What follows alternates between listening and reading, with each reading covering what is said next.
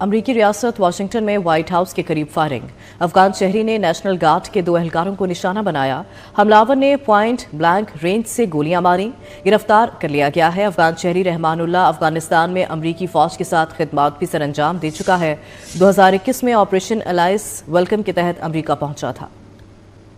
افغان باشندے امریکہ کے لیے بھی خطرہ بن گئے۔ وائٹ ہاؤس کے قریب افغان شہری نے نیشنل گارڈز کے 2 اہلکاروں پر فائرنگ کر دی، دونوں اہلکار شدید زخمی ہیں۔ پولیس نے بروقت کارروائی کی، حملہ آور کو گرفتار کیا۔ شناخت 29 سالہ رحمان اللہ لکھنوال کے نام سے ہوئی۔ رحمان اللہ لکھنوال افغانستان میں امریکی فوج کے ساتھ خدمات بھی سر انجام دے چکا ہے۔ افغان اسپیشل فورسز کے ساتھ 10 سال تک قندھار میں تعینات رہا، بعض امریکی اداروں بشمول CIA کے ساتھ بھی کام کر چکا ہے۔ 2021 میں آپریشن الائس ویلکم کے تحت امریکہ پہنچا۔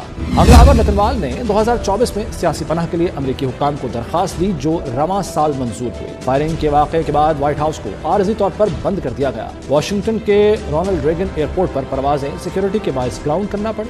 واشنگٹن پولیس کے مطابق حملہ آور نے گھات لگا کر فائرنگ کی، پوائنٹ بلینک رینج سے گولیاں ماری۔ FBI نے بتایا کہ زخمی گارڈز کی حالت تشویشناک ہے۔ امریکی وزیر دفاع نے مزید 500 فوجیوں کی واشنگٹن میں تعیناتی کا اعلان کیا ہے۔ وائٹ ہاؤس کے قریب گزشتہ روز افغان شہری کی فائرنگ کی، خاتون نیشنل گارڈ زخموں کی تاب نہ لا کر دم توڑ گئی۔ شناخت 20 سال کی سارا بیکسٹرام کے نام سے ہوئی، 24 سال کے اینڈریو وولف کی حالت تشویشناک بتائی جا رہی ہے۔ امریکی صدر ڈونلڈ ٹرمپ کہتے ہیں کہ حملہ آور بھی شدید زخمی حالت میں ہے۔ ہم ملزم کا فیملی بیک گراؤنڈ دیکھ رہے ہیں، غیر قانونی طور پر امریکہ آنے والے مشکلات پیدا کر رہے ہیں۔ حکام سے اس بارے میں بات کی ہے، ہماری فورسز وطن کے دفاع کے لیے پوری طرح تیار ہیں۔ کچھ دیر پہلے مزید B-2 بمبار طیاروں کا بڑا آرڈر دیا ہے، پائلٹ سے بھی ملاقات ہوئی، وہ سب ٹام کروز کی طرح ہیں۔ وینزویلا کو حد میں رکھنے کے لیے جلد کارروائی شروع کریں گے۔ Greater national security priority than ensuring that we have full control over the people that enter and remain in our country. For the most part, we don't want them.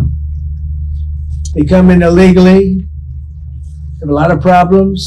Their countries force them in because their countries are smart. They don't want them.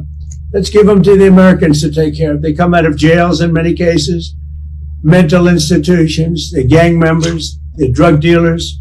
We don't want them. Many of the service members on this call today are engaged in crucial aspects of that mission. And to each and every one of you, I just want to thank you so much. Incredible people. You make this sacrifice like few others understand. A lot of them don't even understand it. And you're keeping America safe and free.